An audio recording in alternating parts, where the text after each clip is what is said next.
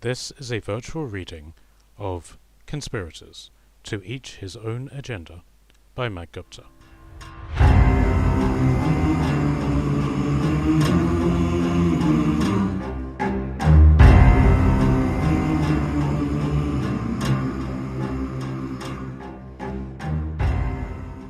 Chapter 7. The Citadel Court. Galon managed to get some sleep before he was woken by a guardsman. The man spoke kind words to him, telling him to wake up and that a bucket of water was left for him to wash with. The bucket was stone cold, with a layer of ice forming along the top. A single white flower, whose name he couldn't recall, had been frozen into the water. He broke the ice with a series of finger pokes and washed his face with it. The water stung with the chill, but he most definitely smelled better for it. When he had washed himself, he looked around. The door to the room was closed and locked, so he waited. Finally, Cameron came to him. He didn't give any offer of reassurance to him, but simply said, "Come. They're waiting for us." "Us. Prince Alistair has been in council with Decimus all night, and they have come to an accord." Cameron nodded as he talked. "And it's my duty to stand by the general at all times. We have many friends today." "I was referring to me," Gilorn muttered. "Why am I on trial?" "You're the general's key witness." "Wait, what?" Gilorn stopped. "No one told me I was supposed to say anything." "Relax." Cameron waved a hand. "The general just plans on having you stand there and look pretty." "Do I have your word?" "Well," Cameron shrugged, "they'll probably say less than nice things about you. Or at you." "Am I going to prison?" "No," Cameron smirked. "Worst comes to worst. Alistair will pull the commander takes the blame card. He'll probably play that anyway." "Great," Gilorn said. He wasn't at all reassured. They continued down the marble corridors, now illuminated by the orange light of morning. The torches were covered in soot from the evening before, and soot-covered servants were cleaning them. "Prepare yourself," Cameron sighed, and he pushed the doors open with 2 hands. The circular room ahead was filled with men in white robes. Many of the Citadel guards were placed in the corners of the room and by the doors, standing tall and majestic, keeping order with merely their presence. The room went silent as the doors opened and all eyes were on them. "Do not show weakness," Cameron muttered. "They will latch on and tear you apart." "Wouldn't it have been better to tell me that outside when they weren't staring at me?" Cameron laughed. "Everything is ritualized. Again, don't speak unless spoken to." "Are they going to talk to me? Or are you just saying that to mess with my head?" "Both." Cameron took a deep breath. "Stay in step with me and do what I do." "You have longer legs than I do." "That's the spirit." Cameron ignored him. They stepped forward into the hall with all eyes on them. Gilorn felt like he was curling up into a tight ball, but somehow he found himself in the center of the hall. "My lords," Cameron made their presence known loudly. His voice echoed around the room in a perfectly clear representation of his voice. "Ranger Gilorn of the Ranger Militia, 2nd Legion of the Army of Islesfield, 1st Company." The room was a large circular hall, with several raised levels lining the walls around them where the nobles would sit, so each of them could see the speaker in the center, and then all of the other nobles around them. On the side of the room was a raised platform with 5 chairs for the leaders of the realm, and there sat Ignatius, Decimus, Aquila, Alistair, and a man that was clearly Cameron's brother. Ignatius stood up. "My lords, men of the kingdom, take your seats." The crowd all dispersed to find their seats.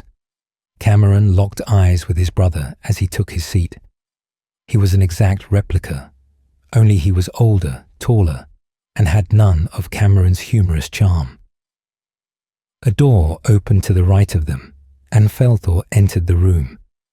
He was dressed in the same robes as the other nobles, though had a purple ribbon woven into the hem to denote his rank of consul. He crossed the room in 3 strides and took a position next to Cameron and Gilorn. He nodded to Cameron, and his eyes fixed on Gilorn for a moment, but there wasn't a look of familiarity in his eyes. Gilorn's heart sank, but as Faelthor turned to face the nobles, he winked at him. After a long time, the nobles were finally all seated. "The council will hear Lord Ignatius," an old man with a pointed nose at floor level wheezed. Like Cameron, his voice echoed around the room in a perfect mirror of his voice. Ignatius stood up from his chair. "My lords," he saluted solemnly. He paused for dramatic effect and looked around at the men rapt in his attention. He then bowed to the old man slightly. "Senate magistrate." The man inclined his head almost irritably. Ignatius continued, "I call you here to witness the charges placed against this man." He pointed at Faelthor with an upturned hand. "Consul Faelthor. He has committed multiple crimes against the state and people of the kingdom." He turned to a young man who was holding a scroll in his hands. "Read the charges." The boy stepped forward and unfurled his scroll. "The charges against the accused are as follows." He read in a nervous but firm voice. "Bribery of council official, warmongering and illegal warfare, illegal hoarding of war spoils, treason and conspiracy to engage in civil war." There were mutters throughout the list reading. When the boy was finished, the mutters grew louder into full-blown shouts and calls. The citadel guards around them all synchronously banged their spears on the ground in 4 rhythmic sounds to call for silence. The metal on stone echoed around the room like the slamming of a massive door. The clamour died down, and the magistrate looked to Faelthor. "How does the accused respond?" Faelthor bowed. Cameron followed suit. He glanced at Gilorn and urged him to bow too. Gilorn did so. When Faelthor straightened up, Gilorn made to straighten up as well, but Cameron urged him to stay down. "My lords," he greeted, "you honour me with your attention. I respond that my actions are for the protection of the realm and that they are peaceful. I humbly beg your pardon for any inconvenience." "Is that a not guilty then?" Alistair asked, after a brief pause. There was a ring of laughter around the room. "Yes," Faelthor said simply. "My ancestors and the people know I come in peace. I want you to know that as well." "You entered the villum under arms." Decimus had his eyes narrowed. "I must say that severely dents your defence." "We shall see." Faelthor turned to the magistrate, who had been standing in silence, waiting for them. "Let us begin." At this, Cameron and Gilorn straightened up. "Present the evidence for the charge of bribery of government officials." Ignatius stood again. "Over the past 3 years, since Faelthor came into his command," he began, as if he was reading a story, "he has gorged himself like a wolf on the blood of his enemies, from here to the deserts and back. These conquests have made him immeasurably rich. He has used this wealth without restraint to gain allies in the political theatre of kingdom. The remnants of the Lunaturim are one such group. He has also set himself to pay off debts of many a man in this very room." Applause had been growing throughout this speech. It was true, Gilorn thought. Faelthor must have used his wealth to pay for many of the politicians in the citadel, for favours to rebuild Islesfield and make it more livable for his army, as well as elevating the other members of his family into the position of nobility, such as allowing his nephew to enter into the Fountain Legion. While this in itself was not illegal, it obviously didn't help with Faelthor's defense. Ignatius continued, "I conclude that the general has been preparing to set himself upon the throne of kingdom and has attempted to gain the loyalty of you noblemen, so not to expect any resistance from the higher classes." There was even more muttering at this. As it was, Ignatius had done the exact same thing to maintain his own regime, only on a larger scale. It was clear Ignatius saw this underhanded exchange as a threat to his own corruption instead of an insult to justice. "None of these facts are in dispute," Ignatius continued. The boy stepped forward again, holding up another scroll. He didn't bother unraveling it. "The Bank of the Capital has compiled a list of all transactions between the general and members of the nobility. The list is extensive." There was muttering again, but it was brief and full of fear. Ignatius was revealing one of his weapons. He didn't just have information against Faelthor, but all of the politicians as well. This was a reminder of his power against everyone in the room. Only Prince Alistair remained unmoved by this. The magistrate stepped forward. "How does the accused respond?" "I do not deny I entered business with these men," Faelthor answered coolly. "I do not deny also that I entered business to engage in political alliances. Wealth is no crime. If it is, then we are all guilty. I push forward that this regime is simply protecting itself from being outdone by a new competitor." There was a stunned silence. Alistair chuckled audibly. "And what was your motivation for creating this wealth and political syndicate?" "Protection," Faelthor stated. "From whom?" "The dangers of political life." "Are you saying that you felt that your life was in jeopardy?" "Is a life in politics anything less than a battle for one's life?" Faelthor inquired with a raised eyebrow. "I know that I have less than many friends in this hall." He bowed slightly to Alistair. "So I attempted to gain others through what I had to offer." "As any man with half a mind would do in the same situation," Alistair agreed. "There are other ways to gain allies," Aquila said, unhelpfully. "And how many of those means would a disgraced family have access to, I wonder?" Decimus pondered aloud. Aquila could find no argument to this, which seemed to infuriate Ignatius. It was clear to Guilorn that some sort of change had occurred in the hall, almost as if each member of the court had changed their appearance to signify which side they were on. Alistair nodded to the magistrate. "The court will call their verdict on the corruption charge. Those in favour of conviction." Ignatius raised a hand, as did a large number of the court. "The accused is found guilty of bribery," the man confirmed. "Continue with the charges." Guilorn thought that this was a hard blow for Faelthor, but he was smiling, as was Alistair. This was part of their plan. The bribery charge could only be punished with a fine representing the amount that was bribed, which, in terms of Faelthor's overall wealth, was very little.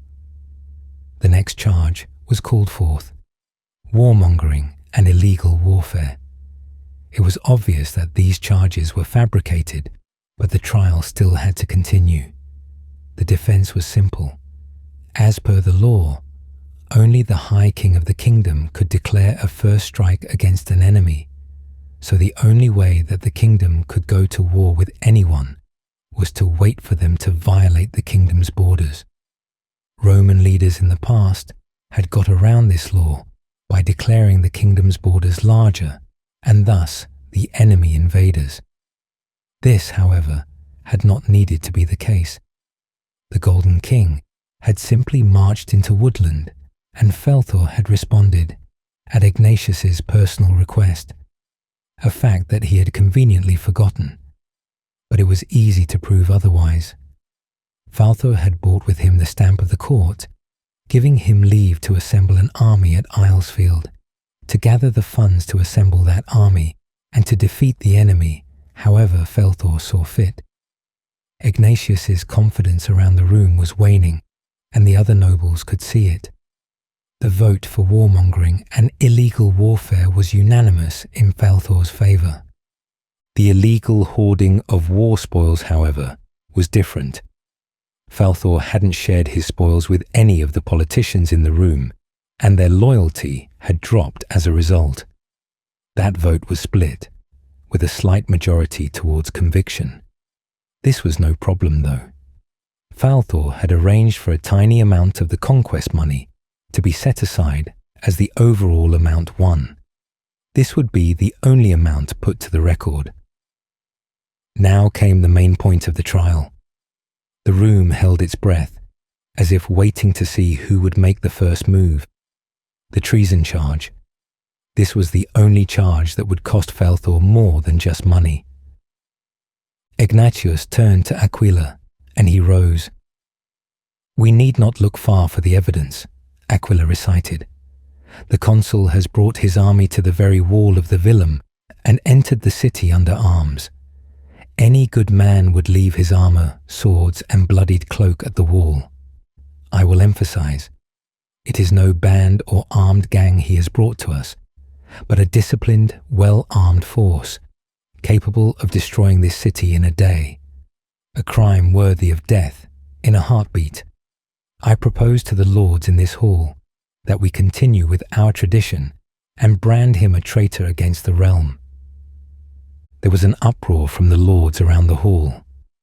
Aquila sat down with dignity, despite the negative reaction to his speech. The citadel guards banged their spears on the floor again, and the room died down. "Well," Alistair almost laughed as he stood up. "That was lively. You raise good points, Lord Aquila, but I have to ask about their validity. You say that Faelthor has brought his army to destroy the city, but I must ask, why hasn't he started? Why are we not facing him down from the battlements of the city? Why is he here at our mercy when he could have his foot on our throats? Does this look like a man who comes to conquer?" "His army stands at our door," Aquila replied. "His posture is immaterial. He has committed a crime regardless of his intent." "Have you asked him to testify why he has done so?" Alistair raised an eyebrow. There was silence. "Well then." Alistair held out an arm to the old man. "The accused may speak," the old man wheezed. Faelthor wasted no time.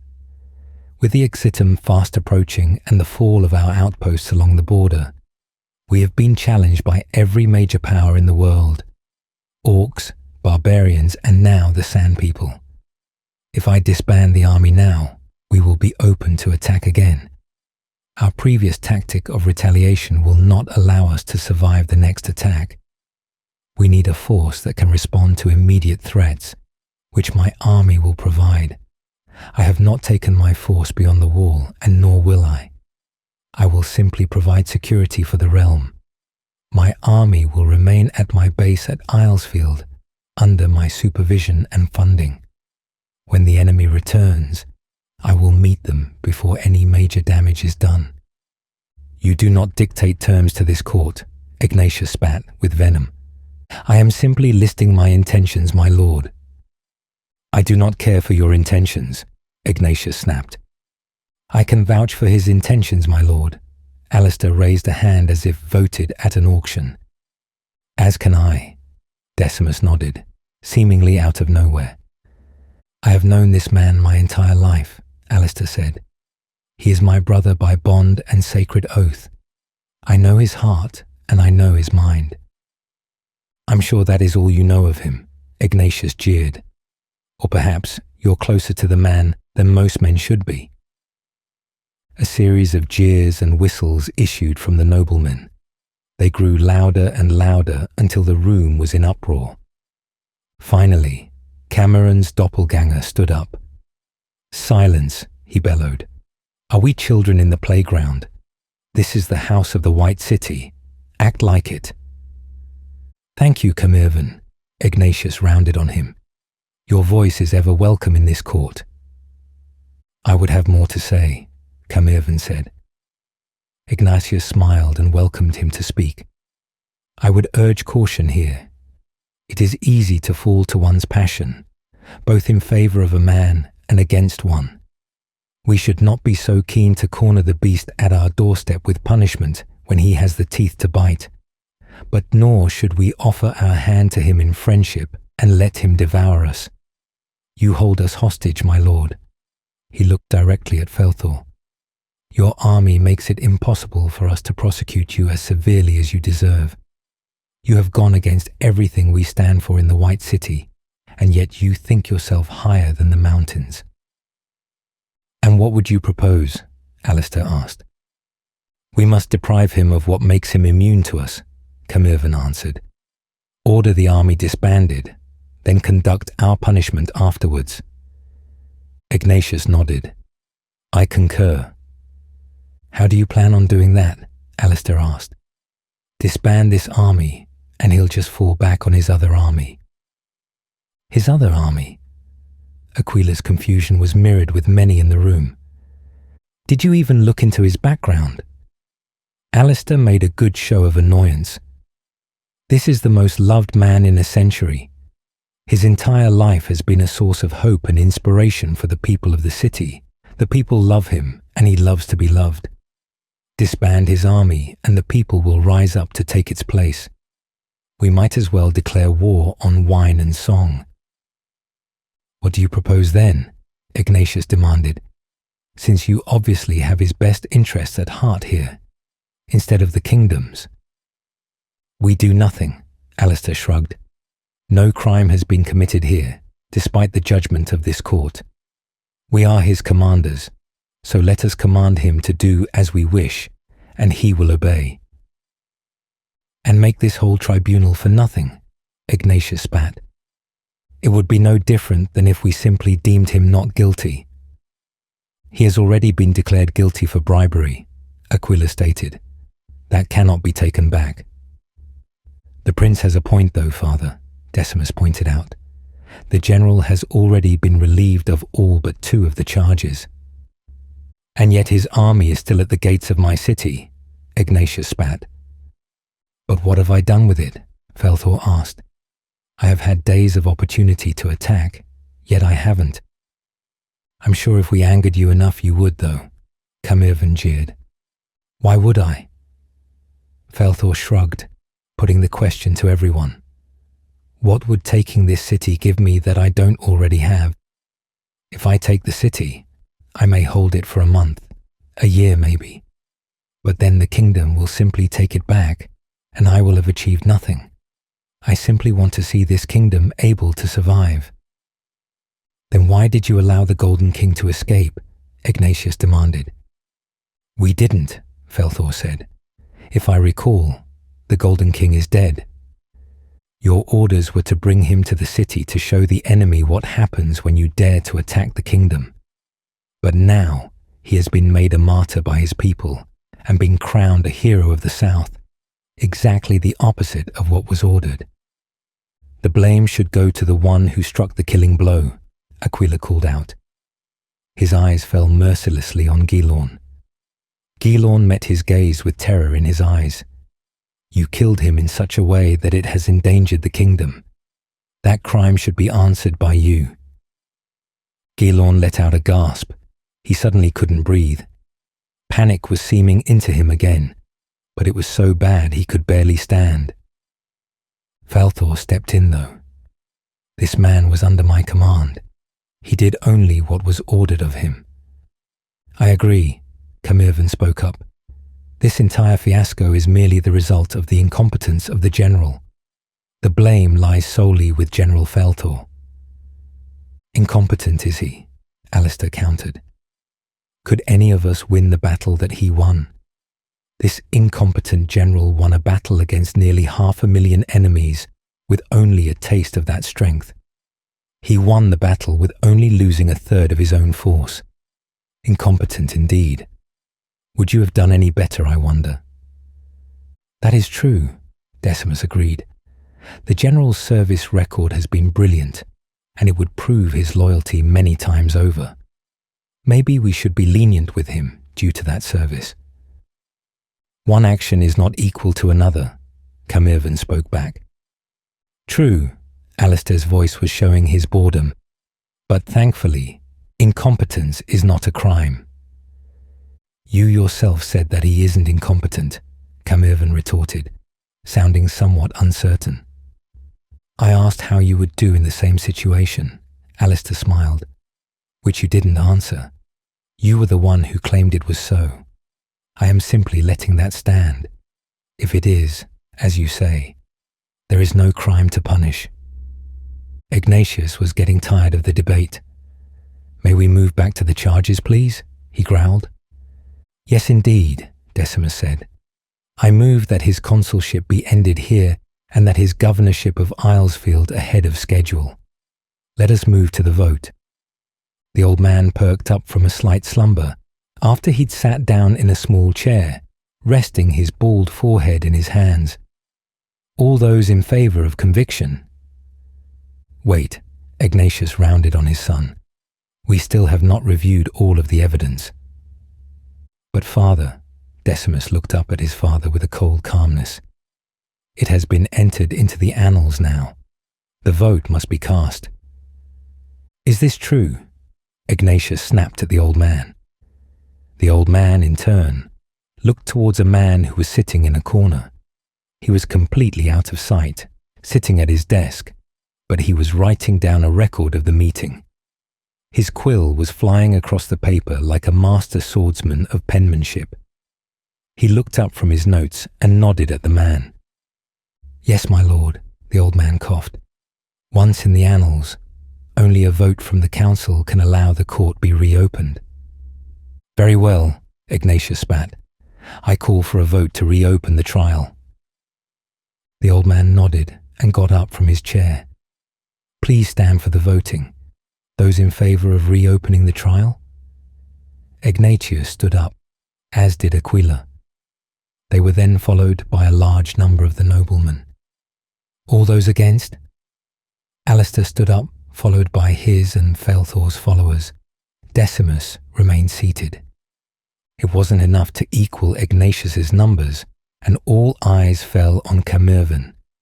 He and his moderates had remained seated, and all of their eyes fell on Camervan himself. He had two options: either remain seated and not vote, in which case he would be siding with Ignatius, or he could stand, let the moderates vote with him, and side with Faelthor. A conclusion to the trial would mean that Faelthor would only be charged for bribery, but it would also mean the wrath of Ignatius against his family. Time was against him. Gilon saw his eyes locked with Cameron. He met him with the same identical look. Cameron nodded to him with a single slow nod. Camervan took a deep sigh and stood up slowly. The moderates all voted as well, standing proudly by their leader. The numbers now dwarfed those of Ignatius. The appeal for the trial to be reopened denied, due to superior numbers. The magistrate gasped, in between breaths. The trial will now move to sentencing. Ignatius roared with rage. You are a traitor, he roared at Decimus. I am a man who follows his views, Decimus said coolly. Politics runs thicker than blood, father. You taught me that. Ignatius glowered at him for a long while. Then he stood up from his chair. If we are to run this trial on a mere trick of procedure, he spat at the crowd, then we will do so properly. These are the customs of our immortal ancestors. The old man coughed indignantly. There are no tricks with the ancestors. Shut up, Ignatius shouted. I propose that this man be subjected to the highest punishment for the crime of bribery of government officials, the cost of which was 10,000 denarii, to be paid in full immediately. All those in favour? Aye, Aquila said firmly. Aye, Decimus repeated calmly. Alistair locked eyes with Faelthor and smiled. There was no point in a veto, as it would be 3 votes against 1. Aye, he nodded in respect. Faelthor nodded back. Camervan looked surprised. The whole room was surprised. The motion carried by unanimous numbers, the old man wheezed. Sentence to be carried out by the banking guilds of the White City by dawn tomorrow. The trial will now conclude. The supporters of Faelthor broke out into cheer. Many of them broke from their seats and rushed at him, attempting to embrace him or hold his hand in a handshake. Gilorn and Cameron were shoved to one side, cast away and forgotten. It gave them an opportunity to survey the hall. Everyone was looking at Faelthor, except for Decimus and Alistair. They were in hurried and hushed discussion across their chairs. Ignatius was glowering down at Faelthor, and Aquila was leaning next to him. They too were in discussion, but not as hurried. This was a deliberate talk, as if they were savouring the moment. Decimus departed through the back door.